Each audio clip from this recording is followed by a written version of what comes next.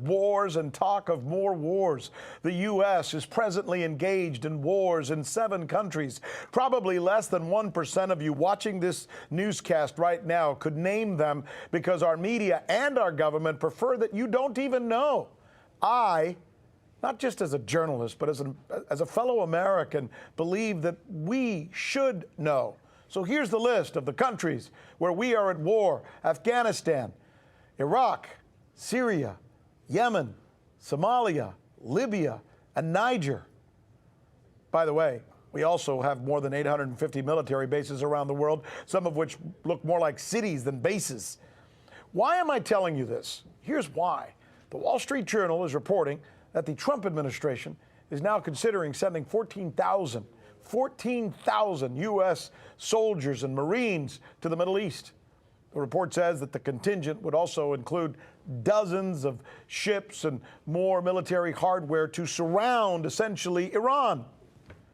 Word is the president will make a final call on whether to send or not send any troops by the end of this month. Of course, soon after this article was making headlines, the Pentagon came out with a denial.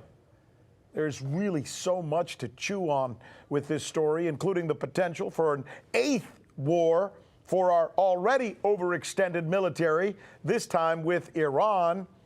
And the question it behooves us to ask, right, as reporters: will a damaged, impeached president be more apt to engage militarily? Think about it. This is the News with Rick Sanchez, where we believe it's time to do news again.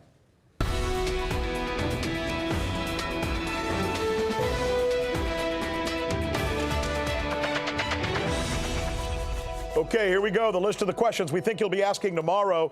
Are we really considering an escalation of troops in the Middle East again? What does ex-Navy SEAL and Governor Jesse Ventura say about the ruckus NATO summit?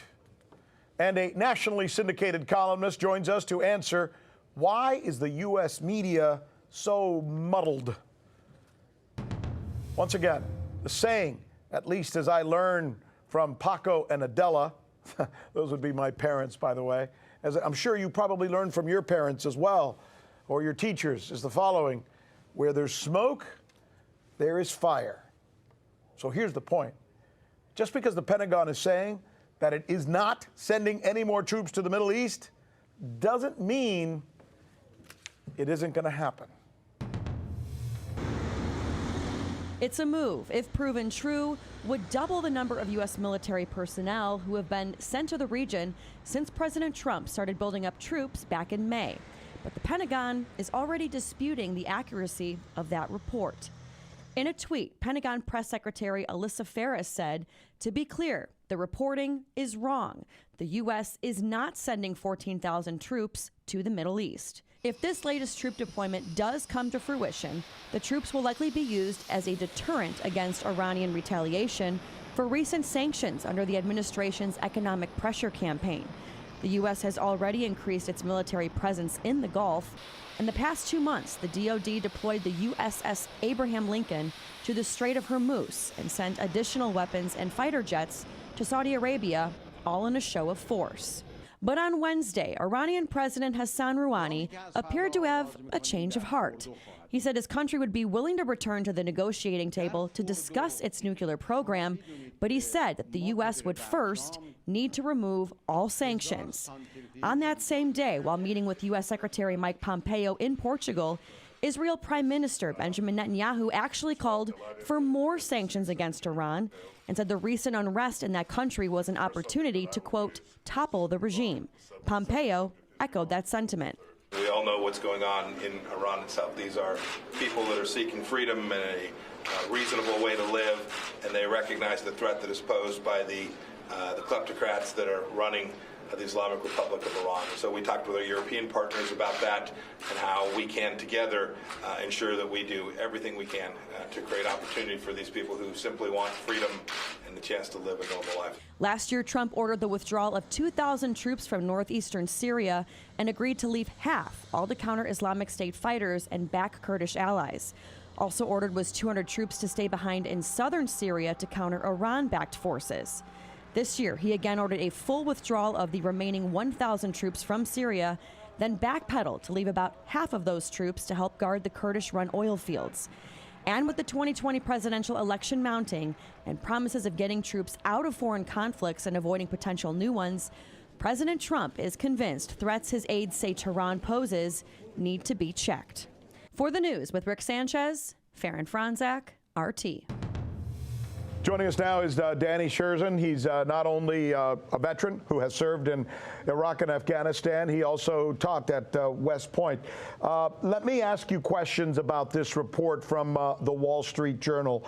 I'm a little troubled by this talk of 14,000 troops and who knows how many ships and how much other hardware going to what is essentially the border of Iran, while I'm watching a president who might be damaged by an impeachment process. Do you get my drift? You know, I totally do, Rick. The president, if he's impeached or even if he's on the road to impeachment, is like a cornered animal. I mean, this is a dangerous thing because you don't necessarily know what a damaged president will do.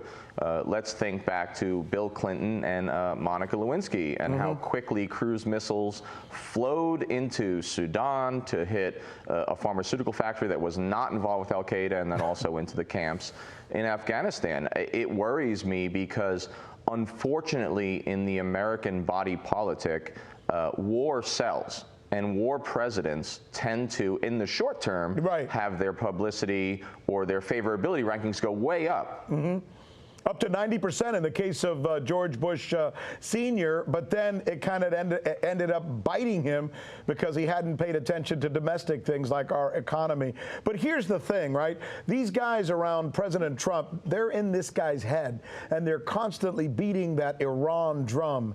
And, you know, after a while, any human being will succumb to that kind of pressure. Do you think that could be the case? I think it could be. You know, Trump has fired so many different policy advisors, and I'm actually glad he fired most of them. I think Mattis had to go. I'm glad Bolton's gone. But inevitably, the Washington establishment, you know, people call it the deep state. I don't like that term, I guess, but I call it the national security state. These folks have been drumming up a war with Iran for a decade and a half. And I think, and I'm no Trump supporter, as you know, although I get a lot of attacks about that, I don't think Trump actually wants war with Iran. He showed extraordinary restraint when Iran shot down our drone. But you're correct to say that the longer this is whispered in his ear, how long can we expect a man like Trump, who's not known for his self-control, to, you know, hold out before there is an attack on Iran, which of course would be disastrous. And there's one giant whisperer, right? There's one giant whisperer, if I can coin that phrase, and his name is Bibi Netanyahu. I know he's embroiled in his own problems, but I think Trump would do anything he could to help save Bibi. And this would be a helper. Would you? Do you agree? No, I do. I think that, look, Bibi and Trump are kindred spirits, okay? They both have a lot of scandal in their administrations. They're both sort of right-wing ideologues. They've got a lot in common. There is nothing that the three Bs, as I call them, Bibi Netanyahu, MBS in Saudi Arabia, and MBZ in the United Arab Emirates. There's nothing the three Bs would like more than an American strike on Iran. And here's my little rule of thumb. If Saudi Arabia and Israel agree on something, we should do the opposite. I mean, if Saudi Arabia and Israel said we should feed the hungry, I'd say let them starve. Now, I'm being facetious, but I think my point is illustrative of the reality of how dangerous these two countries are. I think it's, you know, your statement is one that's not often heard in the media. And Danny, I'm glad we have you to share that perspective, because it's one that I think more Americans should be hearing these days with wars and talk of wars. Danny Scherzen.